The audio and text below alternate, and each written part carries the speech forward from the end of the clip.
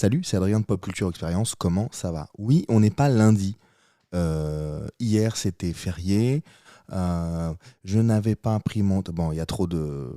Il y a trop de... Vous savez ça, quand il y a trop d'arguments, c'est qu'on a tort. J'ai oublié mon matos. À Paris, j'ai oublié de faire les voix. Et je me suis caché derrière le fait que lundi, c'était férié.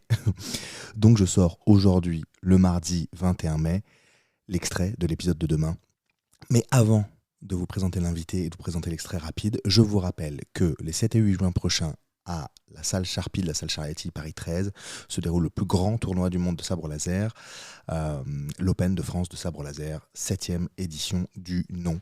Il y a beaucoup de sabre laser, puisqu'il y a 80 combattantes et combattants, c'est un sport mixte, tout au long de la soirée du vendredi et de la journée du samedi. C'est 1 euro symbolique et ensuite c'est sur don libre.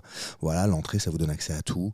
Il y a Chantal Barouin et Olivia Luccioni qui sont respectivement les voix françaises, notamment de Bo-Katan Kryze dans Star Wars et d'Ahsoka Tano, voilà, qui nous font le plaisir d'être là pour se presser au jeu de la discussion, des signatures, des petits ateliers, des conférences, voilà.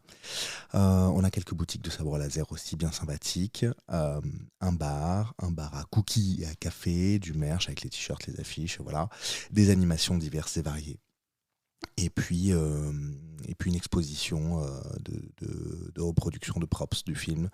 Voilà, tout ça sous couvert de ce tournoi sportif qui est le plus grand tournoi du monde, on a vérifié, qui est le Major du Sabre Tour. Alors je vous invite à aller prendre vos places sur opendefrance-sabrelaser.com ou sabre-tour.com. opendefrance-sabrelaser.com, c'est bien.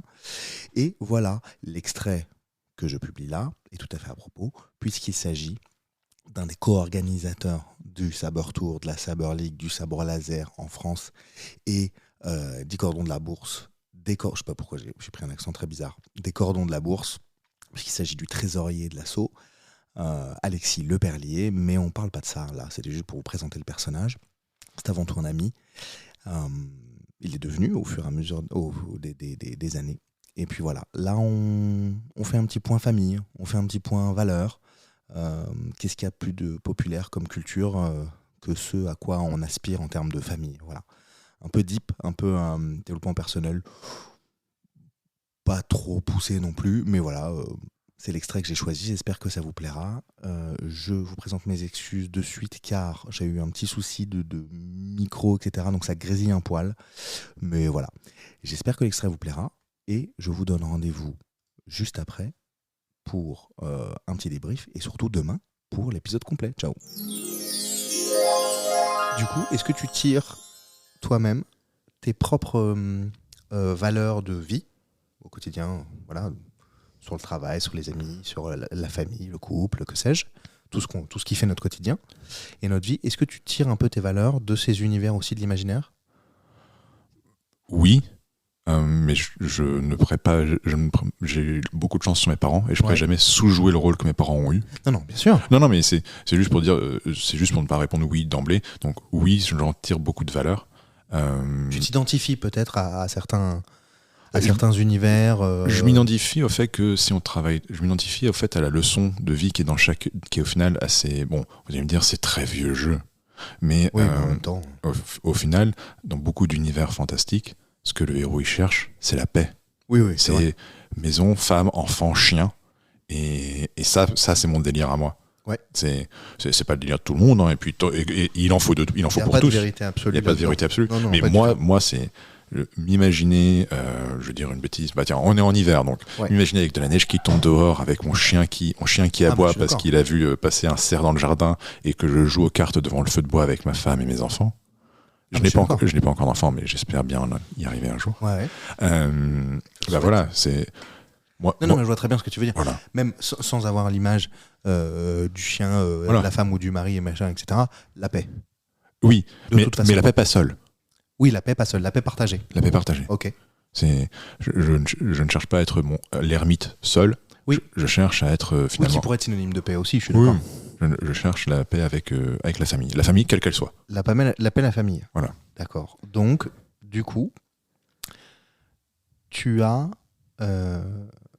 Du coup, tu as cette image aussi de ta famille, du coup, non? C'est comme ça que tu t'es construit, avec une famille qui partage, une famille qui est en paix ensemble. Oui. Alors, comme toutes les familles, on a nos problèmes. Bien entendu. Et on a nos engueulades et ainsi de suite. Mais, en tout cas, moi, de mon point de vue, ça nous a jamais empêché de nous retrouver. Oui. Et de passer des bons moments ensemble. Non, mais de toute façon, les engueulades, les machins, ça va avec. Je veux dire, oui. C'est pas, voilà. Non, mais c'est pour pas dire que j'ai pas un voile devant les yeux sur la complexité que c'est de vivre avec d'autres personnes. Complètement. Je n'idéalise pas un schéma par rapport à un autre. Je suis lucide. Je dis juste que ça c'est ma came. Oui, c'est ça. Voilà. Ouais, clairement. Mais oui, j'ai eu beaucoup de chance par rapport à ça. Mes parents ont toujours été là pour nous aider. Et d'ailleurs, c'est un peu eux qui, de temps en temps, quand je dévie un peu, me remettent les pendules à l'heure. Quand est-ce que tu dévies ? Quand je prends certaines choses pour acquises. Ah, c'est tellement dangereux. Je suis tellement d'accord avec toi. Ouais. Et je me souviens, c'était tout con. C'est le mal de tout le monde, hein, ça. Hein. Non, mais tout le monde fait ça, c'est très classique. Oui, c'est très classique. Après, est-ce que c'est le mal de tout le monde ? Tout le monde a ses démons. Non, mais tu vois, souvent, enfin, de notre petite expérience en termes d'années. Il faut que tu fasses une pause ? Non, c'est bon. De notre petite expérience en termes d'années, donc toi 31, moi 36, c'est une trentaine d'années. Je constate quand même que souvent, enfin, on a tendance, plus on avance dans l'âge, plus on prend un peu plus on prend de hauteur et on se dit bon, non, tranquille, rien n'est acquis, faut continuer à bosser, faut continuer à travailler. Mais il y a beaucoup de gens qui pensent qu'ils sont arrivés, quoi. Ils ont ci, ils ont ça, ça y est, j'ai le boulot truc, alors que ça peut changer du jour au lendemain. Ça y est, j'ai tout, j'ai ma fille, j'ai ma femme, dans notre contexte à nous en tout cas. J'ai ma femme, mon mari, peu importe. En tout cas, j'ai la personne avec qui je suis en couple.